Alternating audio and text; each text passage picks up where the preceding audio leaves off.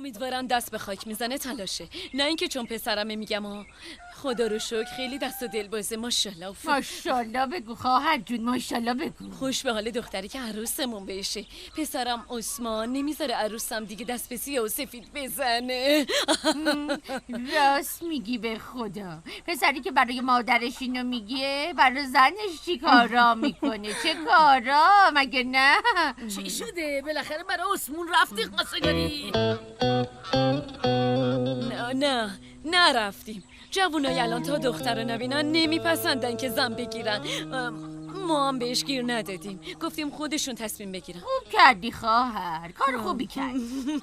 همین اول کاری دختره رو برداشته برده گردش بچه پر رو. ما هم خبر نداشتیم. آره دیگه، انگار میخواسته سورپرایزش کنیم. چی طوره میگه خاله خدیجه؟ زشته ها. حرمت نون و نمکی که میخوری و نگهدار. حالا خوب اینجا مهمونیه، کارت زشته. دختر بیچاره رو ناراحت کردی. اون موقع که پسر من ناراحت شد خوب بود، تا در خونه‌شون اومدیم بیرونمون کردن. الان ما دیگه این دختر رو نمیخوایم. دو طرف است. مامان اوضاع خیلی بریخته. خیلی خوب خانوما، کی میخواد براش فال بگیرم؟ تفریح خوبیه ها. آره من که میخوام. برای منم بگیر. منم یه دونه میخوام. اعصابم خورد شد آسمان خانوم. من برم حال عثمانو بپرسم. تو حواست به مهمونا باشه. خب باشه دخترم، تو به کارت برس. من همه چیو میدونم، خیالت راحت باشه. جواب این زنم خودت بده، من خودم حساب پسرش رو میرسم به موقعش. خدا خیرت بده خواهر.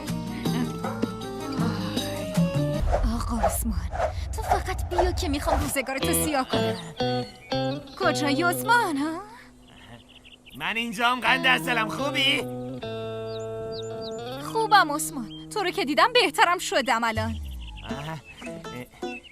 نکنه باز من ناخواسته کاری کردم. خوشگلم. نه، اما الان میخوام ناخواسته یه کارایی بکنم. برای همین بهت گفتم که بیا. میخوای چیکار کنی؟ بذار بیا. میخوام ببندمت عزیزم. چرا؟ اینو بگیر ببینم. گرفتم. بیا این طرف. اومدم. مگه ما عاشق هم نیستیم؟ عاشق همیم دیگه، همینه. مگه نمیخوایم ازدواج کنیم؟ معلومه که قرار ازدواج کنیم. اینو بگیر ببینم. همین از توش رد کنم؟ آره از توش رد کن عثمان. خیلی بامزه می‌بندی.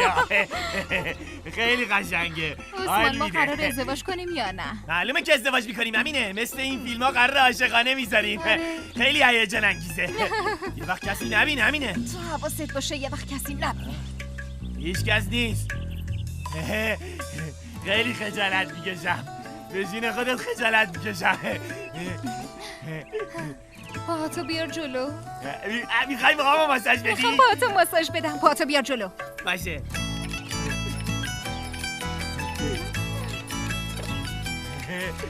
همینه، جورابام که بو نمیده. نه بابا بو نمیده. تازه شستمش. تو دوست داری فانتزی داشته باشی ماره؟ ببینم فکر کردی الان این چی؟ همینه. این چیه؟ تو با یه دختر رفته بودی بیرون؟ بعد اونجا با هم بستنی خانه خوردی بره؟ همینه برم کن. همینه تو رو خدا. همینه به خدا دارم میمیرم. مامانت گفت که هست. مامان قربونت برم. مگه مامانم میشناسی؟ مامانم دروغ گفته. شما ها دارین چی کار میکنین عثمان خان؟ من با مادرت کاری ندارم. من تو رو میشناسم عثمان. من احمقم. فکر کردی احمقم؟ معلوم هست دارین چی کار میکنین؟ اگه یه بار دیگه همچین چیزی بشنوم به خدا میکشمت. فهمیدی عثمان؟ باشه. تو خجالت نمیکشی نه؟ خجالت نمیکشی؟ امینه نکن. امینه تو رو خدا. خسته شدم. همینجوری بمون. امینه داری میری؟ امینه جان.